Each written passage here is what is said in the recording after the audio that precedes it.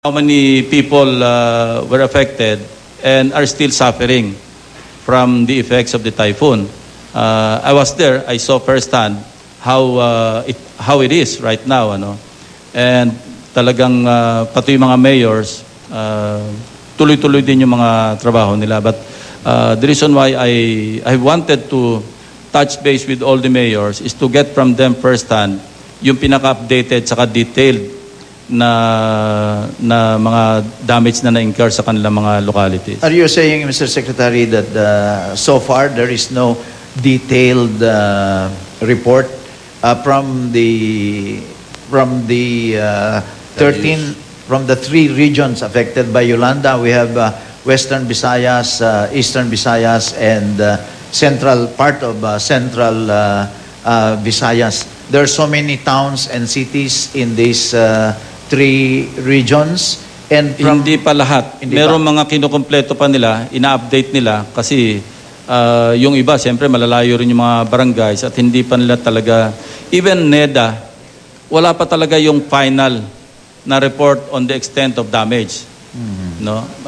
Preliminary yung kanilang report, but reports continue to come in, and that is where we will base not only the plan but more so the implementation of the rehabilitation. Is there a time frame, Mr. Secretary, so that maybe in another week or 2 we can invite you again and you can present, say, how much is needed for school buildings, how much will be needed for the clustered hospitals, how much will be needed for infrastructures like bridges and roads, how much will be needed to help those who have been rendered homeless because of Typhoon Yolanda. Because at the end of the day, it has to be local government specific. That is correct. It's local government specific.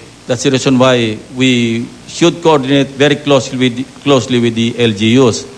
The timeline is, give or take, full implementation nung plano to rehabilitate is February next year. Full implementation. Full implementation. Yung completion, Mr. Senator, 2016 ba? Well, ang completion, Banda Aceh, mas malaki yung area ditong na damage, Yung Aceh and Nias, it took them 4 years, 2005 to 2009, with all the funds coming in. In this case, we have no choice but to deactivate on or before June 30 of 2016.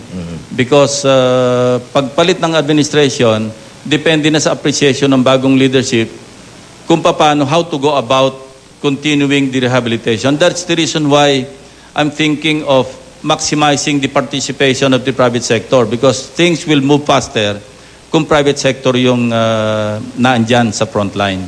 Well, Mr. Secretary, assuming the total cost of reconstruction and recovery is, say, 130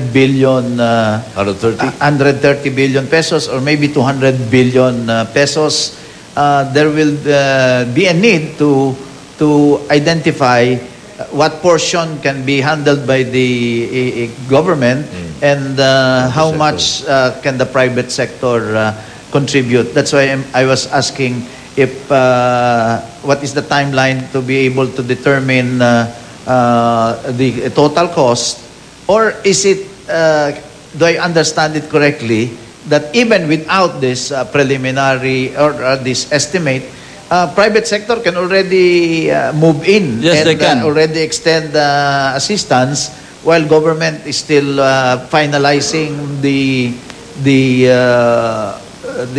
study on how much it can provide for this rehabilitation and recovery. That is correct. Estimates are, it's a work in progress. Kasi kung hindi mo alam ang extent ng damages, ng damage sa mga areas, how can you even plan to rehabilitate? And as I said earlier, it's not that has not been completed yet. But tama yun, kung nandyan na yung private sector and they want to take care of, say, kasi ang adoption na iniisip dito is either geographical or sectoral. If one corporation or group of companies wants to take care of all school buildings in several areas, that's sectoral. So they can do it. If one private sector group wants to take care of all the hospitals, rebuilding of hospitals, then so be it, as long as they follow the set guidelines. Yung binigyan ng gobyernong guidelines, siyempre, manggagaling din sa government yun. They can proceed anytime as long as they're prepared with their rehabilitation plan, because they will also have to prepare their own rehabilitation plan. But there are timelines to be followed, from the planning, implementation, and of course, yung deactivation. Because when we deactivate, we want to not just to restore, but to transform the area into a safer and better. The operative word is safer and better. Sabi nga ni Presidente Aquino, build back better. But dapat to, hindi lang better, kundi safer, because loss of lives, kailangan mawala na yun. Meron na ba kayong town planners or urban planners na from the private sector Marami po, actually. na gustong tumulong? Marami pong town planners, urban planners, architects, experts in this field of rehabilitation. Marami talagang... Medyo ang gobyerno natin wanting doon, kulang doon. So, with so many towns and cities affected, siguro that's one area na madaling i-assign sa mga private architectural firms, urban planners, how a town should now be reconstructed with new town planning. We're on it. Actually, naandyan na sila. In fact, this afternoon, we're having a briefing. Ito yung unang private sector initiative na nag-adapt ng isang town doon sa Samar. It's not Leyte. This is in Samar. And they are going to present a test case, which is precisely the town that they are adapting to rehabilitate. Of course, they cannot also do it alone. But this afternoon, we're going to have a briefing, and I invited Secretary Singson, Secretary of NEDA Balisacan, and other line agencies na NHA, Pag-ibig, lahat. Mamaya magkakaroon kami ng meeting this afternoon. And the private sector will present to the line agencies how they will go about adapting and rehabilitating a particular municipality in Eastern Samar.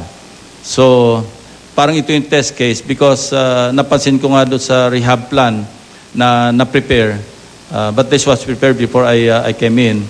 Parang kulang yung private sector participation. And even in the briefer submitted by the DFA, because I was given a copy, the ambassadors that they invited were concerned na baka hindi ma-involve yung private sector. I read the briefer and napaka-specific yung ano nila. Of course, transparency is another key component, because they will not pour in whatever aid or financial support kung makita lang hindi transparent yung paggastos ng pondo. Because after all, these are funds coming from their, say, foundations, from their countries. Pagkatapos hindi na rin ma-explain paano ginastos. So, transparency is the key here. And the President realizes this. Even during the cabinet meeting, he kept on emphasizing the word transparency. Mr. Secretary, are you already coordinating with the HUDCC? We have coordinated. Because it's the Housing and Urban Development Coordinating Council, which under the law is supposed to, even without the Yolanda, was the one in charge of putting up a national framework, urban development framework plan, and it goes right along their alley. So you're already in coordination with That is them. correct po. And in the ultimate analysis, since local autonomy is enshrined in the Constitution and under the local government code, whatever plan there is has to be approved by the local government unit. That's all concerned. under consideration.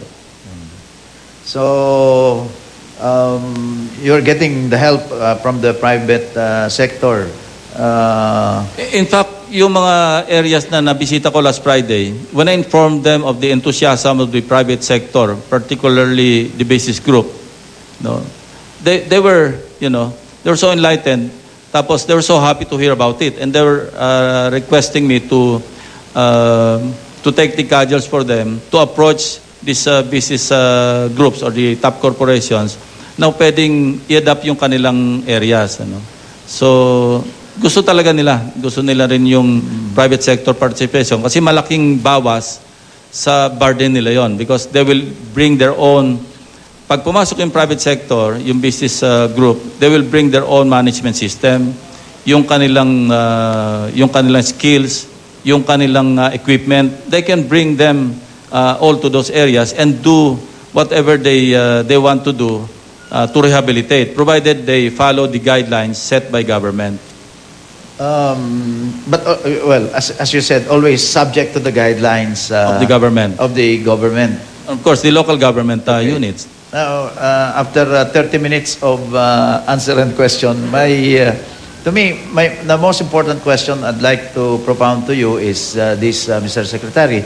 How do you see yourself in this whole rehabilitation and recovery effort in these three regions affected by Yolanda?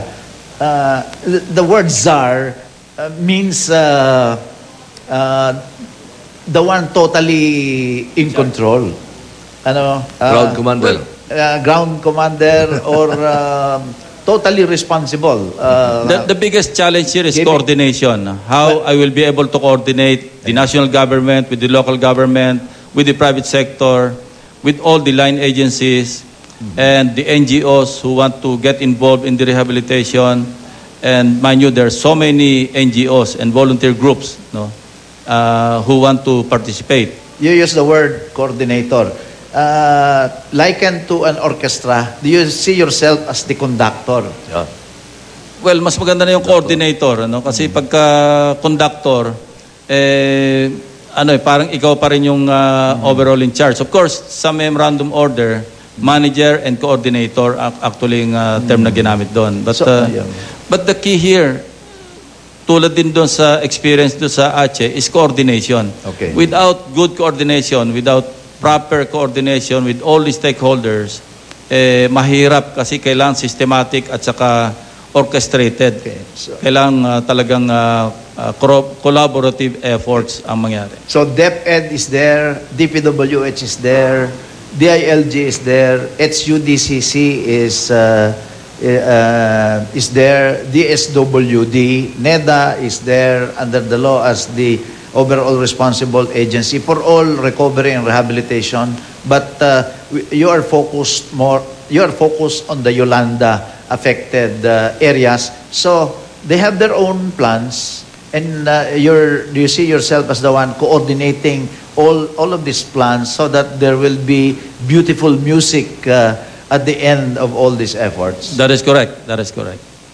At yan nga po ang mga pahayag ni dating Senador Panfilo Lacson kaugnay ng rebuilding na isinasagawa ng gobyerno dyan sa lugar ng Leyte. At ang key points na kanyang sinabi kanina ay welcome ang pagpasok ng private sector sa undertaking na ito. At ito raw po ay welcome not only sa national government kundi pati sa mga local government units. Ganun din ay sinabi niya na talagang binigyan diin sa kanya at sa gabinete ni Pangulong Aquino yung transparency dahil ayon na rin sa kanya ay mahalaga ang transparency para makumbinse ang mga foreign donors na talagang magbigay ng tulong dahil mahalaga sa kanila na makita na malinis ang buong transaksyon na isinasagawa ng Philippine government.